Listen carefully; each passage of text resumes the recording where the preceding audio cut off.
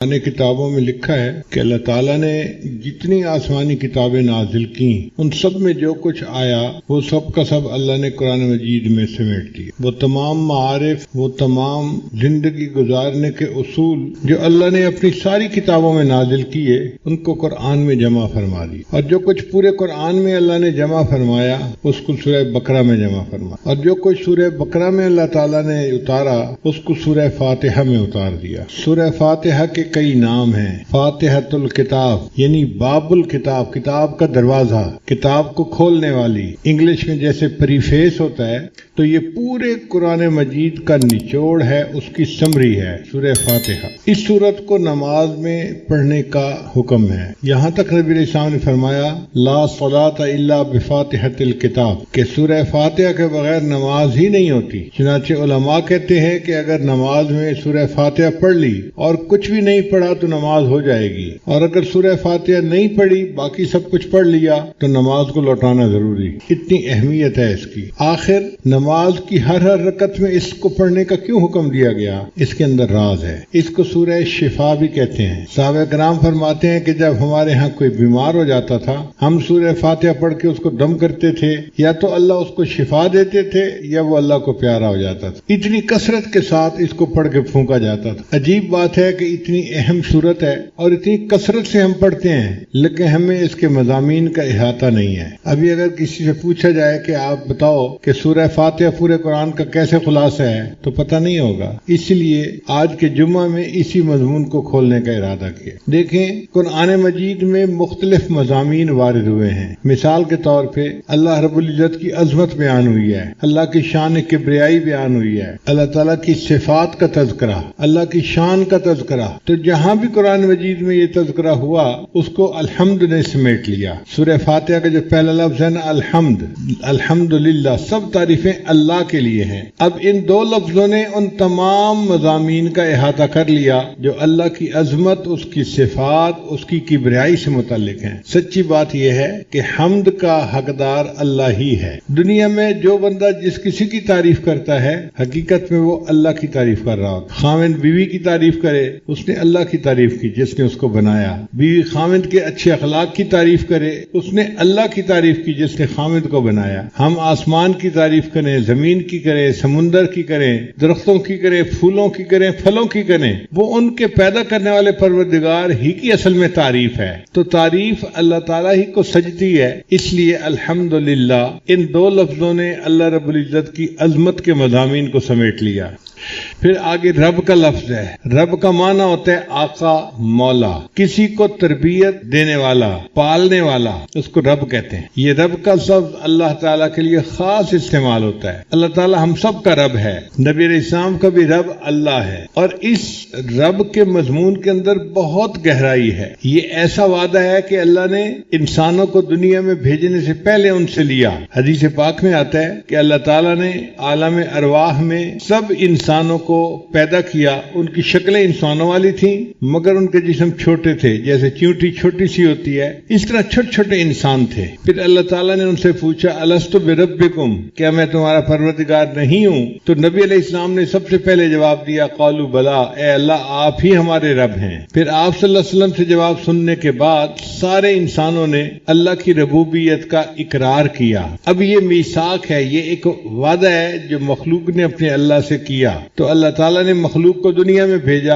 اچھا میں دیکھتا ہوں کہ تم دنیا میں جا کے کس کو رب سمجھتے ہو۔ اب ہمارا سب سے بڑا امتحان جو دنیا میں ہے کہ ہم اپنا پالنے والا کس کو سمجھتے ہیں۔ بہت سارے لوگ سمجھتے ہیں کہ ہم کھیتی سے پل رہے ہیں، ہم فیکٹری سے پل رہے ہیں، ہم اپنی جاب سے پل رہے ہیں، ہم اپنے کاروبار سے پل رہے ہیں۔ یہ سب غلط ہے۔ پالنے والا کون ہے؟ اللہ ہے۔ جس طرح پہلے زمانے میں لات اور منات کی نفی کی جاتی تھی اسی شد و مد کے ساتھ اس کی نفی کرنی چاہیے کہ ہم فیکٹری سے نہیں پل رہے، دکان سے نہیں پل رہے، کھیتی باڑی سے نہیں پل رہے، ہمیں اللہ پالنے والا ہے۔ آج کاروبار کی بات آتی ہے تو لوگ دین کو ایک طرف کر دیتے ہیں اور یہ آخر کاروبار ہے کیا کریں۔ ایسی بات نہیں ہے، کاروبار نہیں پال رہا، ہمیں اللہ پال رہے ہیں۔ کسی کو کاروبار کے ذریعے سے دے دیتے ہیں، کسی کو فیکٹری کے ذریعے سے دے دیتے ہیں، کسی کو اللہ تعالیٰ جاب کے ذریعے سے دے دیتے ہیں۔ یہ اسباب ہیں جو اللہ نے بنائے ہیں، دینے والا والا اللہ ہے۔ اس کی مثال آپ یوں سمجھیں کہ جیسے ایک بچہ ہوتا ہے نا، تو اس پہ تو سب عورتیں مہربان ہوتی ہیں، چھوٹا بچہ سب کو پیارا لگتا ہے،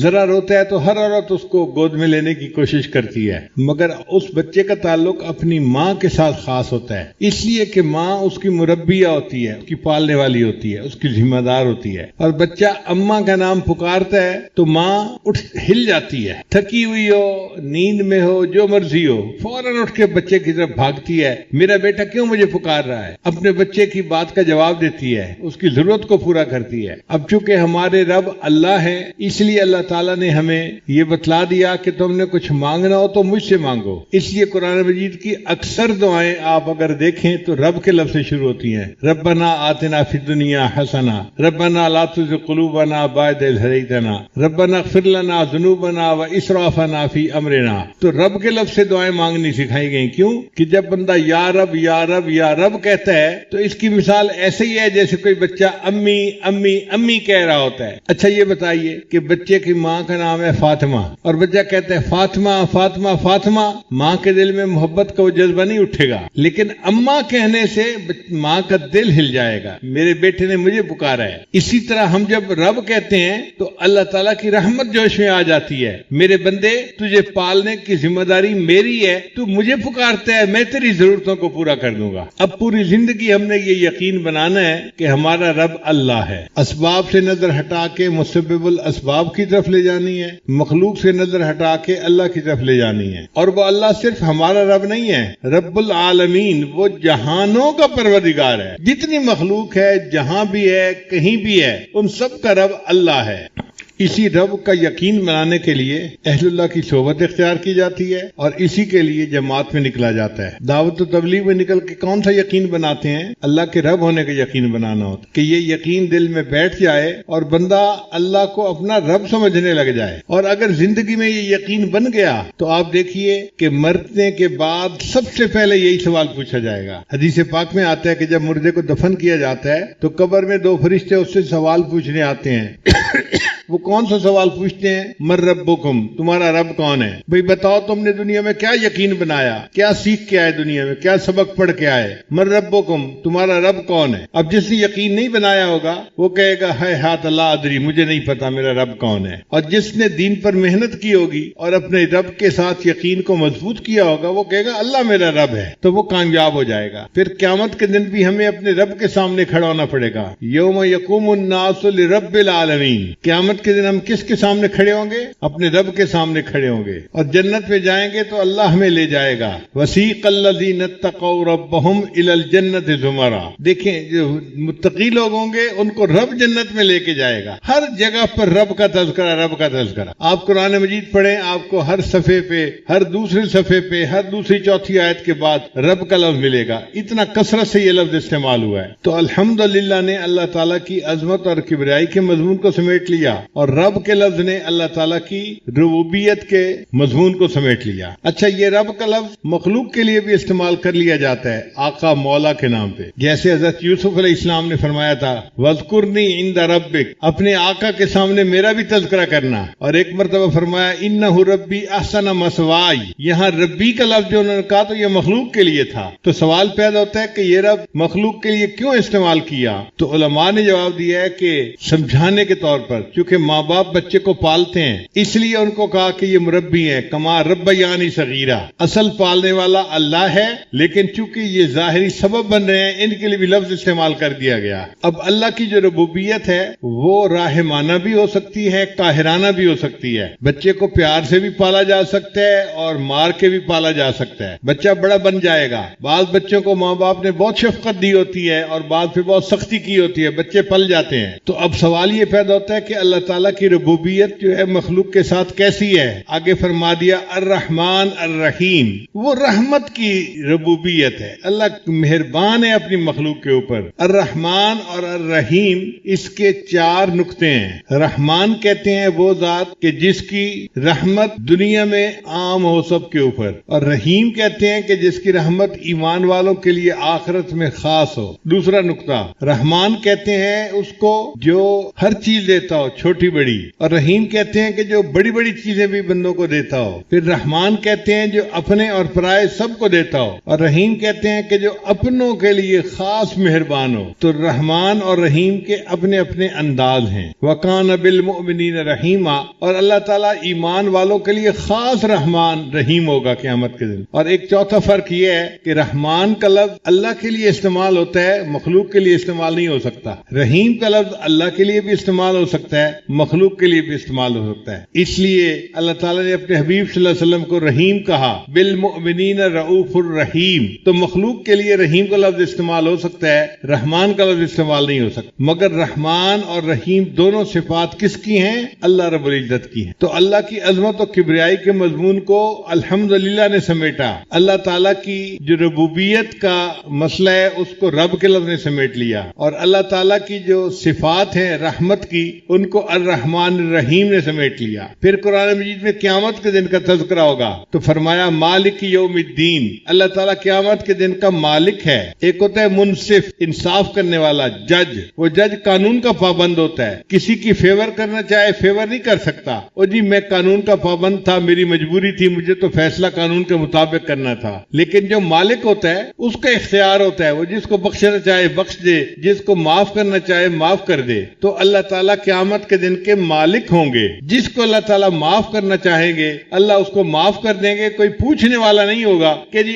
آپ نے اس کو معاف کیوں کر دیا، وہ رب ہے، وہ پروردگار ہے۔ اور اللہ تعالیٰ جو قیامت کے دن کے مالک ہوں گے تو اس کے لیے عجیب، سب مخلوق کو موت آ جائے گی جب سور پھونکا جائے گا، انسان، حیوان، چرند پرند، جن سب کچھ مر جائے گا، صرف سور بچے گا اور حضرت اسرافیل علیہ السلام بچیں گے۔ اسرافیل علیہ السلام سور پھونک رہے ہوں گے، ساری مخلوق مر جائے گی۔ پھر ایک وقت آئے گا کہ اللہ تعالیٰ اسرافیل علیہ السلام کو بھی موت دے دیں گے اور سور کو بھی توڑ دیا جائے گا۔ اس وقت مخلوق میں سے کوئی دنیا میں نہیں ہوگا۔ جب کوئی نہیں ہوگا اللہ تعالیٰ فرمائیں گے لمن الملک اليوم، آج کس کی بادشاہی ہے؟ کوئی جواب دینے والا نہیں ہوگا۔ پھر اللہ خود فرمائیں گے للہ الواحد القہار، ایک اللہ قہار کی بادشاہی ہے۔ پھر قیامت کا دن ہوگا اور اللہ تعالیٰ اس دن کے بادشاہ ہوں گے، مالک ہوں گے۔ تو قیامت کے مضمون کو اس مالک یوم الدین نے سمیٹ لیا۔ پھر اس کے بعد قرآن مجید میں اللہ کی عبادت کے تذکرے ہیں، ایاک نعبد، ان دو لفظوں نے اس مضمون کو سمیٹ لیا۔ اے اللہ ہم آپ ہی کی عبادت کرتے ہیں۔ بندے کے لیے سب سے بڑا مقام عبدیت ہے، ولایت سے بھی اونچا، نبوت سے بھی اونچا، رسالت سے بھی اونچا مقام کس کا ہے؟ عبدیت کا ہے۔ اس لیے اللہ نے اپنے پیارے حبیب صلی اللہ علیہ وسلم کے لیے عبد کے لفظ کو استعمال کیا، سبحان الذی اسری بعبدہ لیلا من المسجد الحرام الی المسجد الاقصی، عبد کا لفظ استعمال کیا گیا۔ حضرت عیسیٰ علیہ السلام کی پیدائش ہوئی تو انہوں نے اپنے لیے عبد کا لفظ استعمال کیا۔ جب ان کی والدہ بیوی مریم ان کو لے کر آئی اپنی قوم کی طرف تو قوم حیران ہو گئی، یا مریم لقد جئت شیئا فریا، اے مریم تو یہ طوفان چیز کیا لے کے آ گئی، تو غیر شادی شدہ ہے، تیرے ہاں بیٹا کیسا ہو گیا؟ فاشارت الیہ، تو بیوی مریم نے قوم کو کہا کہ اسی بچے سے پوچھو، میرا سر نہ کھاؤ۔ قالو، کہنے لگے کیف نکلم من کان فی المہد صبیا، وہ بچہ جو گود میں ہے چند گھنٹے پہلے پیدا ہوا یہ کیسے بول سکتا ہے؟ اس وقت اللہ رب العزت نے حضرت عیسیٰ علیہ السلام کو حکم دیا کہ اے میرے پیارے عیسیٰ علیہ السلام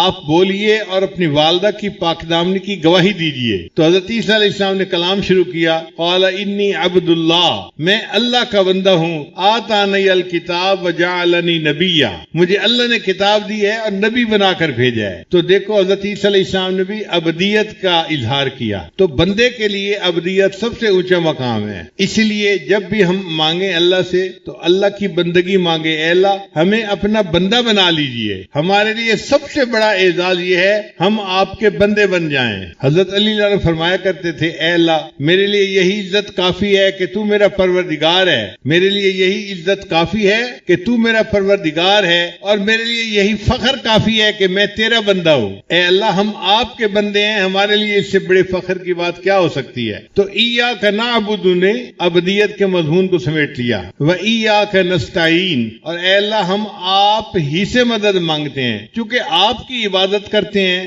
آپ ہی ہمارے مددگار ہیں، آپ ہی مشکل کشا ہیں، آپ ہی حاجت روا ہیں۔ تو اللہ تعالیٰ کو مشکل کشا مانا، حاجت روا مانا اور اللہ ہی سے مدد مانگی۔ اب مدد جب انسان مانگتا ہے تو بہت ساری چیزیں مانگتا ہے، مگر ان میں سب سے اہم چیز پہلے مانگتا ہے۔ ہمارے لیے دنیا میں سب سے اہم چیز کیا تھی؟ اہدنا الصراط المستقیم، اے اللہ ہمیں سیدھے راستے کی رہنمائی فرما دیجیے. سیدھے راستے کی رہنمائی مل جانا، ہدایت کا مل جانا، یہ بندے کی سب سے بڑی ضرورت ہے. اب اہدنا الصراط المستقیم نے ان پورے مضامین کو سمیٹ لیا جن میں اللہ تعالیٰ نے بندے کو ہدایت کے بارے میں فرمایا ہے. پھر فرمایا کہ اب یہ جو ہم نے ہدایت کا راستہ مانگا ہے، اس راستے کی خوبیاں کیا ہیں؟ آسان طریقہ تھا، آگے کہہ دیا جاتا صراط القرآن والحدیث، کہ قرآن اور حدیث کے راستے پہ چلا دے. اللہ نے فرمایا نہیں، صراط الذین انعمت علیہم، ان لوگوں کا راستہ جن پر تیرا انعام ہوا. اللہ جو تیرے بندے انعام یافتہ تھے، ہمیں ان کے راستے پہ چلا دیجئے. اب اللہ کے انعام یافتہ بندے کون تھے؟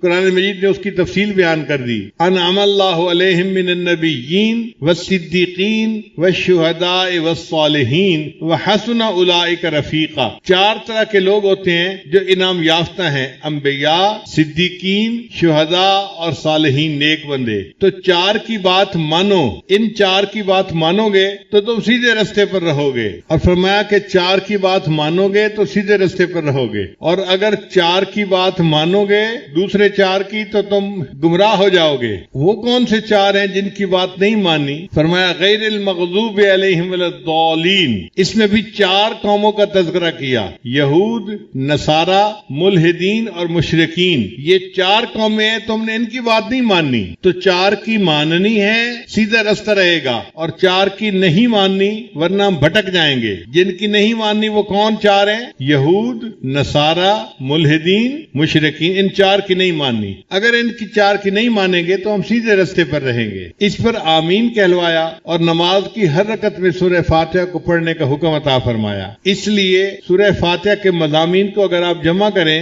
تو پورے قرآن مجید کے مضامین کا یہ نچوڑ بن جاتا ہے، سمری بن جاتی ہے. اس لیے نماز میں جب سورہ فاتحہ کو پڑھا کریں تو اس کے مضامین پہ بھی غور کیا کریں کہ ہم اللہ کے سامنے کیا الفاظ پڑھ رہے ہیں، ان کا مطلب کیا ہے. اللہ تعالیٰ سورہ فاتحہ کے ان تمام مضامین کی حقیقت ہمارے دلوں میں اتار دے اور ہمیں اپنی ذات کی ربوبیت کا اور اپنی ابدیت کے کامل ہونے کا یقین عطا فرما دے. اب جب پتہ چل گیا کہ راستہ جو ہے وہ انبیاء، صدیقین، شہداء اور صالحین والا راستہ ہے، اور جو گمراہ ہو گئے تھے وہ یہود، نصارہ، ملحدین اور مشرکین ہیں، تو بندہ کہتا ہے کہ یا اللہ ذرا اس کی تفصیل مل جائے. تو آگے قرآن شروع کر دیا: الف لام میم ذالک الکتاب لا ریب فیہ ھدی للمتقین. میرے بندو تم کتاب کہتے ہو، یہ کتاب ہے، یہ ہدایت دیتی ہے متقی لوگوں کو. متقین کا لفظ کیوں کہا؟ اس لیے کہ نیت ٹھیک ہونی چاہیے. اگر بندہ قرآن پڑھے اور نیت ہدایت کی ہو تو پھر اس کو ہدایت ملتی ہے.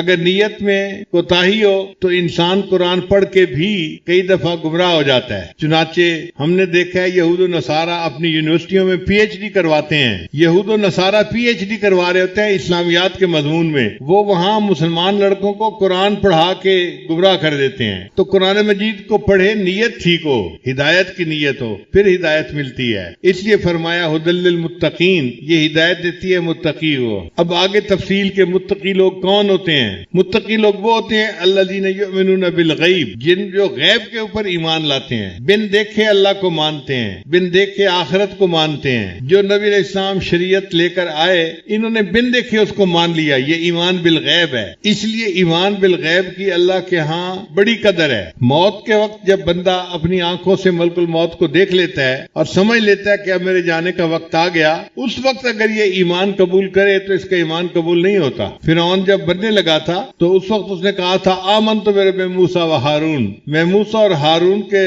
رب پر ایمان لے آیا. تو فرشتے نے اس کو کہا آلآن، اچھا اٹس ٹو لیٹ، تو بہت دیر کر دی. تو اس سے پہلے اگر یہ الفاظ کہتا تو قبول ہو جاتے. اب تو نے جب مناظر کو دیکھ لیا آخرت کے، اب یہ ایمان بالغیب نہیں رہا، اب یہ نظر آ رہا ہے، اب تمہارا دعویٰ قبول نہیں ہے. تو بن دیکھے جو ہم نے اللہ کو مانا، اس وجہ سے اللہ کے ہاں ایمان بالغیب کی بڑی قدر و قیمت ہے. کتابوں میں ایک عجیب واقعہ لکھا ہے. ہارون رشید اپنی بیوی کے ساتھ دریا کے کنارے چہل قدمی کر رہا تھا. اس نے ایک بزرگ کو دیکھا, اللہ والے کو دیکھا, وہ مکان بنا رہے تھے. جیسے بچے کھیلتے ہیں نا ریت پانی کے ساتھ, تو وہ اپنے پاؤں ہاتھوں کے ساتھ مکان چھوٹے چھوٹے بنا رہے تھے. ہارون رشید نے دیکھا تو اس نے پوچھا, بہلول کیا کر رہے ہو؟ بھئی مکان بنا رہا ہوں. کیوں؟ کہ جو بندہ اس مکان کو خریدے گا میں دعا کروں گا اللہ اس مکان کے بدلے اس کو جنت میں مکان عطا فرما دے. بہلول قیمت کیا ہے؟ اس نے کہا 1 دینار قیمت ہے, یعنی 1 روپیہ قیمت ہے. بہلول سمجھا کہ یہ موجی بندہ ہے اور یہ جہاز ہے جو پرواز کر رہا ہے, بس موج میں بیٹھا ہوا ہے. پیچھے اس کی بیگم آئی, اس نے بھی سلام کیا. بہلول کیا کر رہے ہو؟ مکان بنا رہا ہوں. کیوں؟ جو خریدے گا میں دعا کروں گا اللہ اس مکان کے بدلے اس کو جنت میں مکان عطا فرما دے. وہ عورت ذات تھی, دل میں اللہ والوں کا احترام تھا. اس نے پوچھا قیمت کتنی ہے؟ کہنے لگا 1 دینار. اس نے 1 دینار پرس میں نکال کے دے دیا. اچھا میرے لیے دعا کر دینا. اب جب رات ہوئی تو ہارون رشید نے خواب دیکھا کہ جنت ہے اور اس کے خوبصورت مکان ہے اور یہ پھر رہا ہے, جنت کی سیر کر رہا ہے. بڑا حیران, ایک مکان کی 1 اینٹ سونے کی, 1 اینٹ چاندی کی اور مشک کا سیمنٹ اس میں استعمال ہوا ہے. ایک مکان دیکھا جو بے جوڑ ہیرے موتی کا بنا ہوا تھا. ایک مکان سرخ یاقوت کا بنا ہوا تھا, روبی کا بنا ہوا تھا. روبی کا چھوٹا سا پتھر ہوتا ہے انگوٹھی میں لگا ہوا, عورتیں اس انگوٹھی کو پہنتی ہیں تو پھر اپنا ہاتھ دوسری عورتوں کو دکھا رہی ہوتی ہے کہ دیکھو میری انگلی میں روبی کا پتھر ہے. اب چھوٹے سے پتھر کی اگر اتنی قیمت ہے تو وہ مکان پورا کا پورا روبی کا بنا ہوا تھا. ہارون رشید بڑا حیران ہوا, ذرا غور سے دیکھا تو اس کے دروازے پر اس کی بیگم کا نام لکھا ہوا تھا, زبیدہ خاتون. تو ہارون رشید خوش ہو گیا, کوئی بات نہیں میری بیگم کا گھر ہے, چلو میں اندر سے جا کے دیکھتا ہوں کیسا ہے. جب دروازے میں سے داخل ہونے لگا تو وہاں فرشتہ بیٹھا ہوا تھا, سیکورٹی گارڈ بیٹھا ہوا تھا. اس نے روک لیا, بھائی تم کون ہو جو اندر جانا چاہتے ہو؟ بھائی یہ جس کا نام لکھا ہوا ہے نا میں اس کا خاوند ہوں. انہوں نے کہا سوری, اس جہان کا قانون یہ ہے کہ جس کا نام ہوتا ہے وہی جا سکتا ہے, دوسرا نہیں داخل ہو سکتا, تم جاؤ واپس. جب وہ سیکورٹی گارڈ نے دھکا دیا تو بادشاہ سلامت کی آنکھ کھل گئی. اب سوچنے لگا کہ میری بیوی مجھ سے زیادہ عقلمند نکلی, اس نے مکان کا سودا کر لیا اور میں نے تو موقع ضائع کر دیا. اب بڑا افسوس ہو رہا ہے. افسوس اس کو 2 وجوہات سے تھا. ایک وجہ یہ تھی کہ میں نے موقع ضائع کر دیا, اور اس سے بڑا افسوس یہ تھا کہ میں نے سودا نہ کیا, بیوی نے کر لیا. اب جب بیوی اچھا کام کر لے خاوند نہ کرے تو خاوند کا حال برا ہوتا ہے. سارا دن سوچتا رہا کیا کروں. تو انسان کے دماغ کے اندر یہ صلاحیت ہے, وہ آفٹر میتھ کرتا ہے, کام کے ہو جانے کے بعد پھر دماغ سوچتا ہے اچھا اب کیا کیا جا سکتا ہے. تو سارا دن آفٹر میتھ کے اندر مبتلا رہا. پھر ذہن میں خیال آیا آج جاتے ہیں, اگر بہلول آج مکان بنا رہا ہوا نا تو میں نے تو ضرور مکان خرید لینا ہے. اب دوسرے دن پھر بیوی کو لے کے دریا کے کنارے, آنکھیں اس کی بہلول کو تلاش کر رہی تھی. اللہ کی شان, ایک جگہ اس نے دیکھا بہلول پھر بیٹھا ہوا مکان بنا رہا. بادشاہ سلامت جلدی اس کے پاس گئے. السلام علیکم بہلول, کیا حال ہے؟ اس نے کہا ٹھیک ہے. بہلول ٹول خدے. اس نے کہا ہاں سب ٹھیک ہے.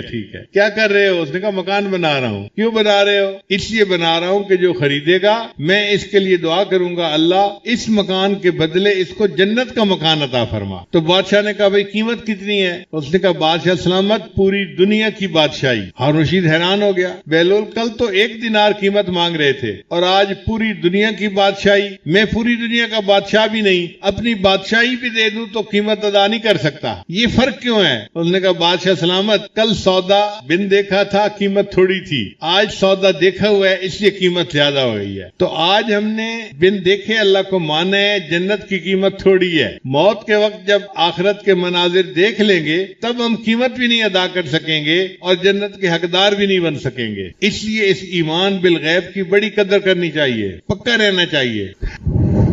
کہتے ہیں کہ حضرت یوسف علیہ السلام کے زمانے میں 7 سال بڑی اچھی فصل ہوئی, پانی میں 7 سال بڑی اچھی فصل ہوئی. تو یوسف علیہ السلام نے گندم کو گوڈاؤن کے اندر محفوظ کر لیا. پھر اس کے بعد 7 سال قحط کے آئے. ان قحط کے سالوں میں بالکل بارش نہیں ہوئی تھی اور لوگوں کے پاس کھانے کے لیے گندم نہیں تھی. تو لوگ حضرت یوسف علیہ السلام کے پاس آتے تھے کہ حضرت ہمیں گندم چاہیے. انہوں نے قانون بنا دیا تھا جتنے گھر کے بندے ہوں ان کو ایک بندے کے حساب سے 1 بوری سال کی دی جائے گی اور اتنی قیمت لی جائے گی. اور اپنے بندوں کو بتا دیا بھئی جو آئے پہلے پوچھنا کتنے بندے گھر کے ہیں, اتنی بوریاں دے دینا اور اتنی قیمت لے لینا. دن رات لوگ آتے تھے اور گندم لے کے جاتے تھے, آتے تھے گندم لے کے جاتے تھے. اللہ تعالیٰ کی شان دیکھیں. ایک لڑکا آیا جو 12-13 سال کی عمر کا تھا. اس نے آ کے کہا بھائی گندم چاہیے. لوگوں نے پوچھا بھائی گھر کے بندے کتنے ہیں؟ اس نے کہا جی 10 ہیں. ان کا ٹھیک ہے 10 بوریوں کی قیمت دے دو, ہم گندم دے دیتے ہیں. اس نے 10 بوریوں کی قیمت تو دے دی, پھر کہنے لگا مجھے گندم زیادہ چاہیے. ورکر نے کہا بھائی ہم نہیں دے سکتے, اگر زیادہ چاہیے فیور چاہیے تو یوسف علیہ السلام کے پاس چلے جاؤ, ان کا اختیار ہے, جس کو چاہیں جتنا دے دیں. تو وہ لڑکا یوسف علیہ السلام کے پاس آیا, حضرت گندم چاہیے. بھائی لوگوں نے آپ کو گندم نہیں دی؟ جی دی ہے, مجھے زیادہ چاہیے. چلو بھائی 10 بوریاں انہوں نے دی ہیں, 10 بوریاں میں دے دیتا ہوں, آپ جا کے 20 بوریاں لے جاؤ. اس نے کہا نہیں حضرت مجھے اور زیادہ چاہیے. یوسف علیہ السلام بڑے حیران, بھئی 10 بوری گندم انہوں نے بھی دے دی, 10 بوری گندم میں نے ایکسٹرا دے دی, تمہارا جی نہیں بھر رہا اور مانگ رہے ہو. اس نے کہا کہ حضرت اگر آپ کو پتہ چل جائے نا کہ میں کون ہوں تو آپ مجھے بہت زیادہ گندم دیں. تو حضرت یوسف علیہ السلام نے پوچھا اچھا بتاؤ تم کون ہو؟ اس نے کہا کہ حضرت جب زلیخا نے آپ کے اوپر بہتان لگایا تھا تو جس چھوٹے بچے نے, دودھ پیتے بچے نے آپ کی پاک دامنی کی گواہی دی تھی, وہ بچہ میں ہوں, اب بڑا ہو کے جوان ہو گیا ہوں. اب حضرت یوسف علیہ السلام نے جب یہ بات سنی تو اس بچے پہ اتنا پیار آیا, اتنا پیار آیا, اس کو قریب بلایا, اس کے ماتھے کو بوسہ دیا, اس کو سینے سے لگایا اور کہا کہ اچھا تو نے میری گواہی دی تھی؟ اس نے کہا جی. لوگوں کو کہا اچھا بھائی اس کو 100 بوری زیادہ دے دو. کہاں اس کو 20 بوری مل رہی تھی اور کہاں اس کو 120 مل گئی. اب 120 بوری لے جانے کے لیے تو اس کے پاس سواری بھی نہیں تھی, تو لوگوں کو حکم دیا یہ 120 بوری اس کو گھر پہنچا کے آؤ. پنجابی میں کہتے ہیں لد بھی دے لدیندڑ بھی دے. تو حضرت یوسف علیہ السلام نے گندم بھی دے دی اور گندم لے جانے والے جانور بھی انتظام کر دیا. اب وہ بندہ ماشاءاللہ جس کو 10 بوری لے جانی تھی وہ 120 بوری لے کے جا رہا ہے, بڑا شان سے چلتا ہوا جا رہا ہے, خوش تھا, پاؤں زمین پہ نہیں ٹک رہے. جب وہ چلا گیا تو اللہ تعالیٰ نے یوسف علیہ السلام کو وحی نازل فرمائی, اے میرے پیارے پیغمبر اسلام آپ نے اس بچے کو بڑا پروٹوکول دیا اور بڑی شان سے اس کو بھیجا. تو یوسف علیہ السلام نے کہا یا اللہ یہ وہ نوجوان ہے جس نے میری پاک دامنی کی گواہی دی تھی, آج جب یہ میرے پاس آیا ہے تو میرا دل چاہا کہ میں جتنا دے سکتا ہوں میں اس کو اتنا دے دوں. اللہ تعالیٰ نے فرمایا یوسف علیہ السلام پھر آپ اس بات پہ گواہ رہنا, جس نے آپ کی پاک دامنی کی گواہی دی آپ نے اس کو اتنا دیا جو آپ دے سکتے تھے. تو میں پروردگار بھی کہتا ہوں کہ جس بندے نے دنیا میں میری وحدانیت کی گواہی دی, جب وہ قیامت کے دن میرے پاس آئے گا میں اس کو وہ دوں گا جو میری شان کے مطابق ہوگا. تو یہ جو ایمان بالغیب ہے یہ اللہ کی بڑی نعمت ہے, ہمارا سرمایہ ہے. اس دجالی فتنے کے دور میں اپنے ایمان کی بڑی فکر رکھنی چاہیے, اس کی حفاظت کی اللہ تعالیٰ سے دعائیں مانگنی چاہیے. نبی السلام نے ارشاد فرمایا کہ دجالی فتنے کے دور میں ایسا وقت آئے گا ایک بندہ صبح اٹھے گا ایمان والا ہوگا, شام سونے کے لیے بستر پہ جائے گا ایمان سے خالی ہوگا. تو جب ایمان اس طرح ضائع ہونے والا ہوگا اس دور میں ایمان کی حفاظت کی دعائیں کرنا بڑے ضروری ہے. اللہ تعالیٰ ہم سب کے ایمان ہے. اور سچی بات تو یہ ہے کہ تعریفوں کا اصل حقدار اللہ ہی ہے. دنیا میں کوئی کسی کی تعریف کرے تو وہ تعریف حقیقت میں اللہ کی طرف لوٹتی ہے. آپ بتائیں ایک بندہ پھل کی تعریف کرتا ہے تو یہ تعریف کس کی طرف لوٹی؟ اللہ کی طرف جس نے پھل کو پیدا کیا. کوئی پھول کی تعریف کرتا ہے تو تعریف کس کی طرف لوٹی؟ اللہ کی طرف جس نے پھول کو پیدا کیا. کوئی بندہ اپنی بیوی کی تعریف کرتا ہے تو تعریف کس طرف لوٹی؟ اللہ کی طرف جس نے اس کی بیوی کو اتنا خوبصورت پیدا کیا. غرض دنیا میں ہم کسی بھی چیز کی تعریف کریں تو یہ تعریف کہاں جا کر لوٹتی ہے؟ تعریفوں کا اصل حقدار اللہ ہی ہے. اس لیے اللہ نے الحمدللہ کے لفظ سے قرآن مجید کو شروع فرمایا. قیامت کے دن نبی علیہ الصلوۃ والسلام کو اللہ مقام محمود عطا فرمائیں گے اور نبی علیہ السلام وہاں اللہ کی ایسی حمد بیان کریں گے نہ اس سے پہلے کسی نے کی ہوگی نہ اس کے بعد کوئی کرے گا. اور آپ کا نام آخرت میں احمد ہوگا اور آپ کی امت کا نام حمادون ہوگا. اور نبی علیہ الصلوۃ والسلام کو جو جنت میں محل ملے گا اس محل کا نام بیت الحمد ہوگا. اور نبی علیہ السلام کو جو جھنڈا ملے گا قیامت کے دن اس کا نام لواء الحمد ہوگا. چنانچہ یہ امت نبی علیہ السلام کے قدموں میں جنت میں اکٹھی ہوگی اور اللہ تعالیٰ سب جنتیوں کو اپنی حمد بیان کرنے کی توفیق عطا فرمائیں گے. وقیل الحمدللہ رب العالمین. تو سب جنتی جو ہیں وہ الحمدللہ رب العالمین پڑھا کریں گے. فرشتے جو عرش کا طواف کرتے ہیں وہ بھی یہی پڑھتے ہیں. وَتَرَى الْمَلَائِكَةَ حَافِينَ مِنْ حَوْلِ الْعَرْشِ يُسَبِّحُونَ بِحَمْدِ رَبِّهِ.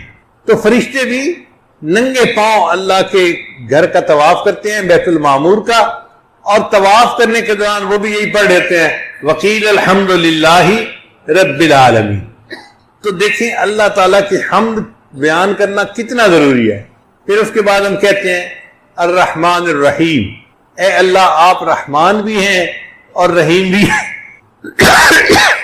تو ذہن میں سوال پیدا ہوتا ہے کہ رحمت سے بنے ہوئے یہ دو لفظ کیوں لے گئے؟ ایک کافی تھا۔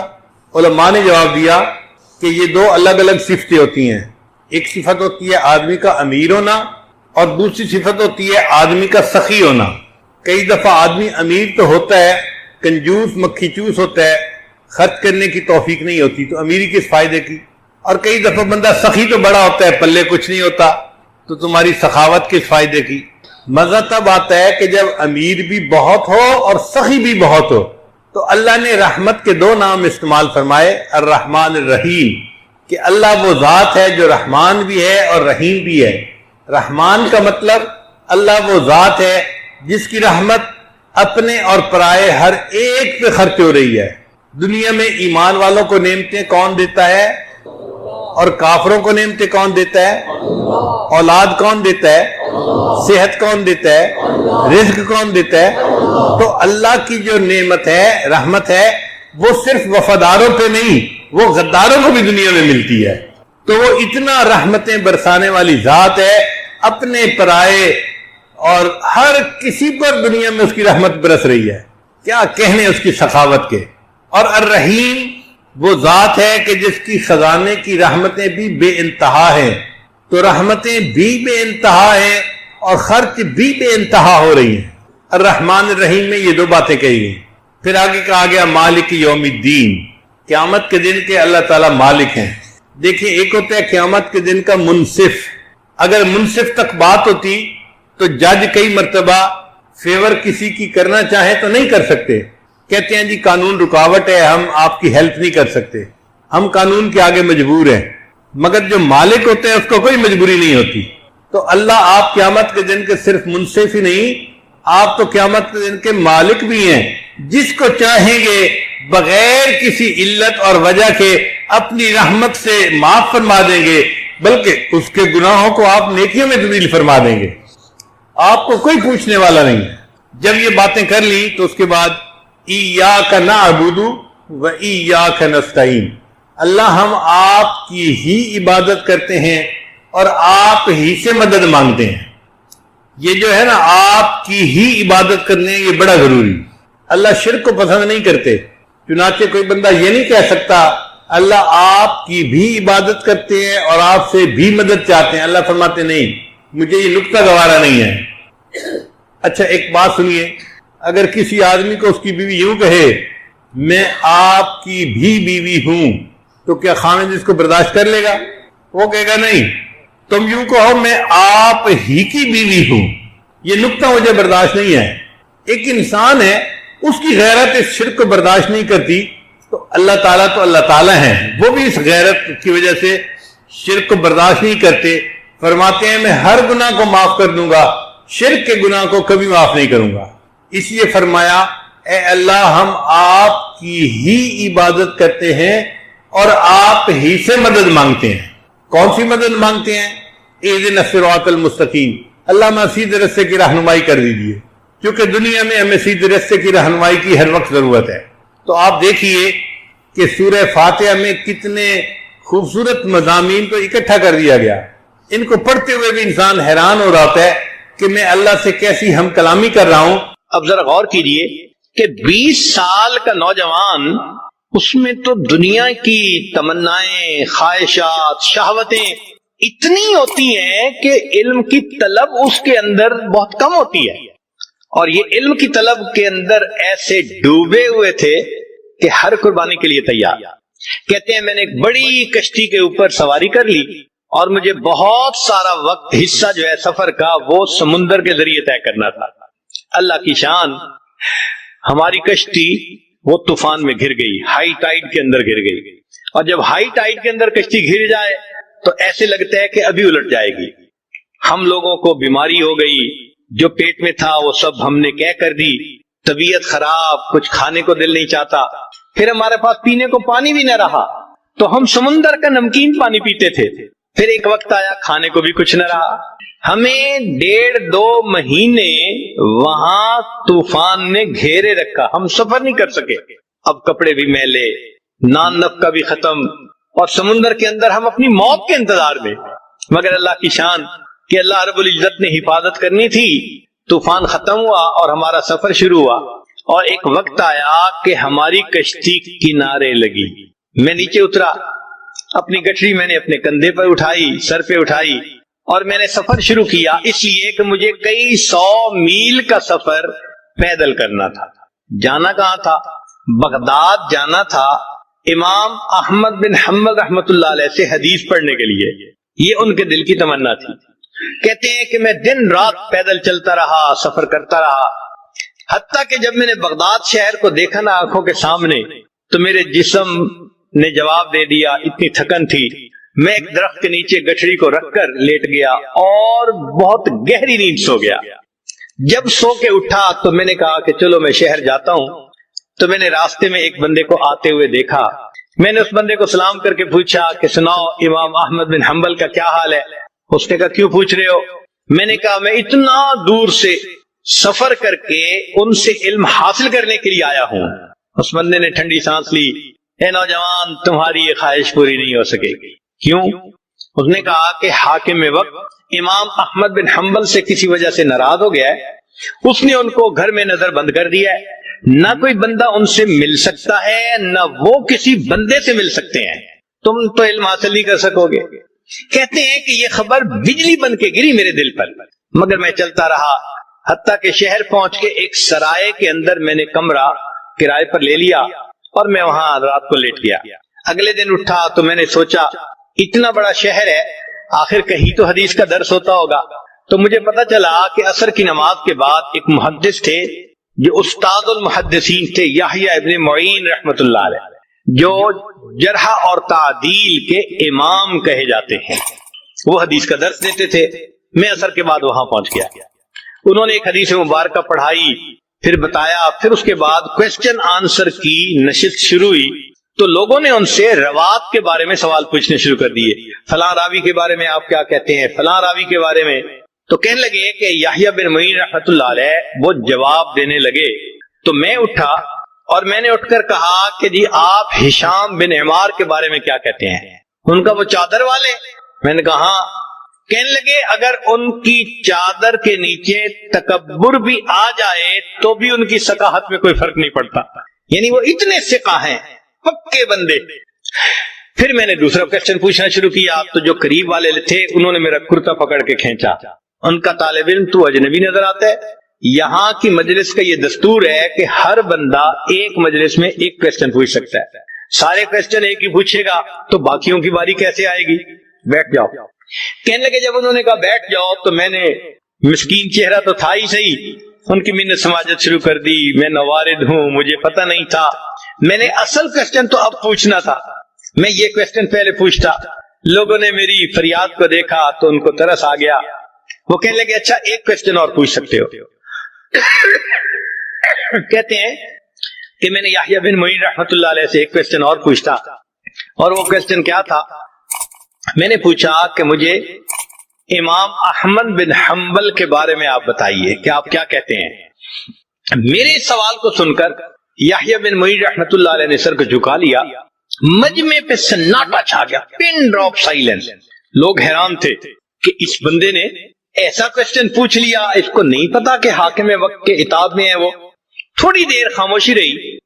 بالآخر یحییٰ بن معین رحمت اللہ علیہ نے سر اٹھایا, ٹھنڈی سانس لی اور کہا کہ امام احمد بن حنبل امام المسلمین ہے.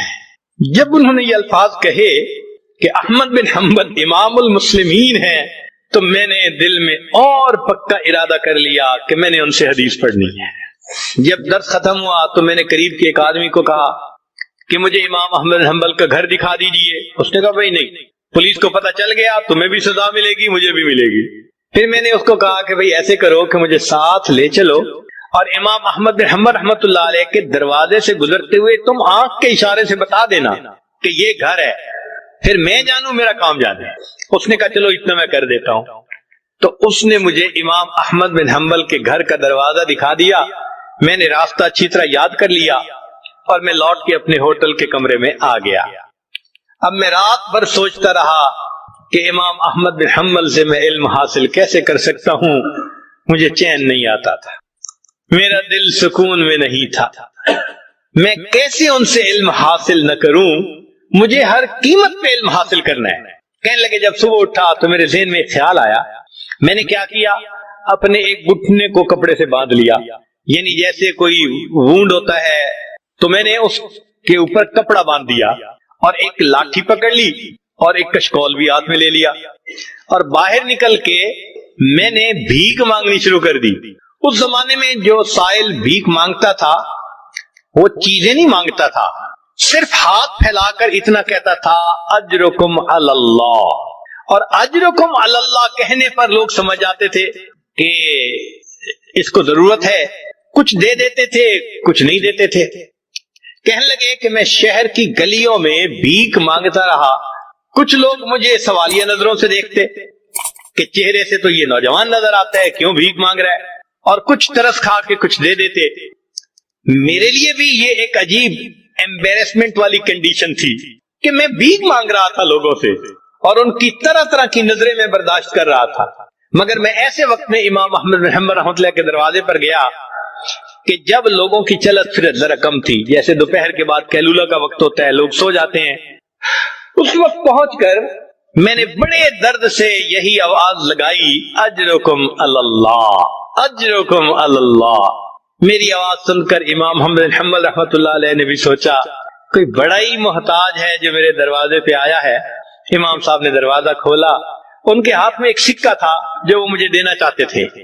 جب وہ سکہ مجھے دینے لگے اس وقت میں نے کہا، حضرت میں مال کا فقیر نہیں، میں علم کا طلبگار، میں سنتوں کو جمع کرنے والا ہوں، اتنا لمبا سفر کر کے میں یہاں پہنچا ہوں، مجھے آپ سے علم حاصل کرنا ہے۔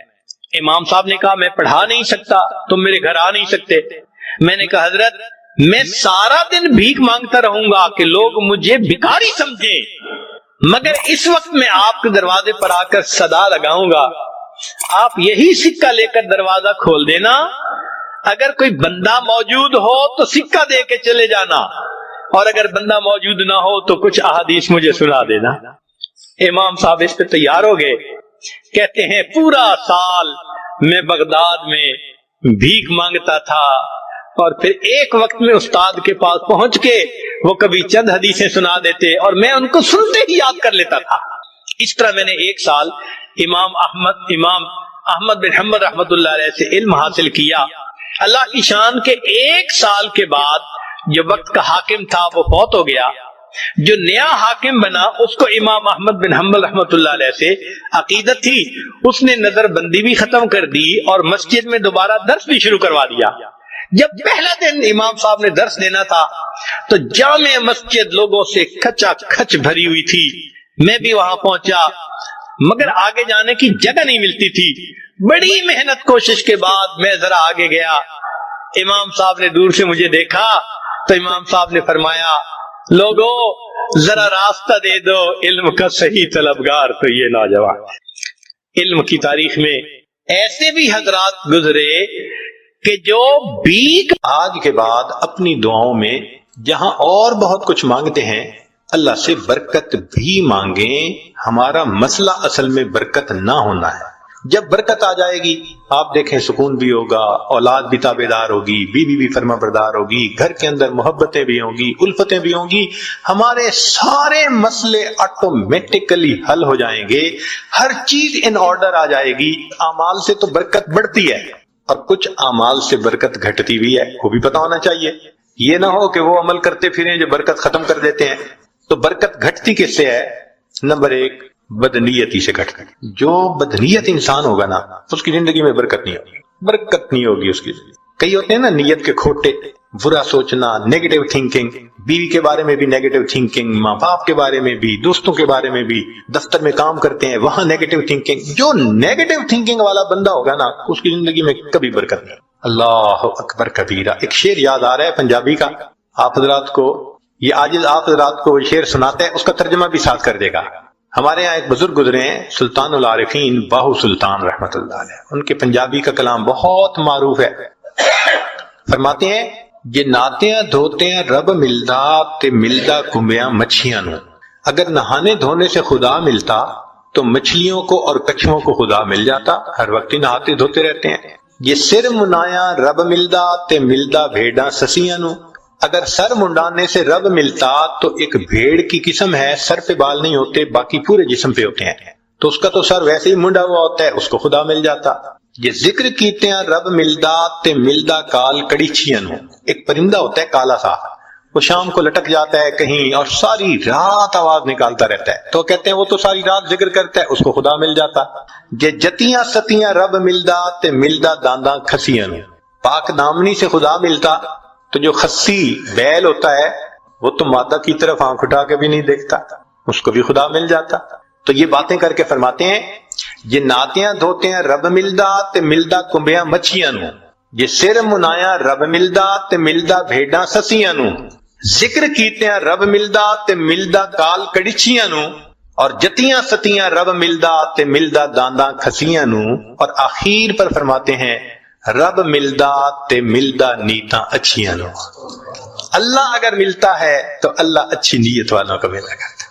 تو بھائی نیت اچھی ہوگی تو زندگی میں برکت ہوگی، اور نیت بری ہوگی تو زندگی میں بے برکتی ہوگی.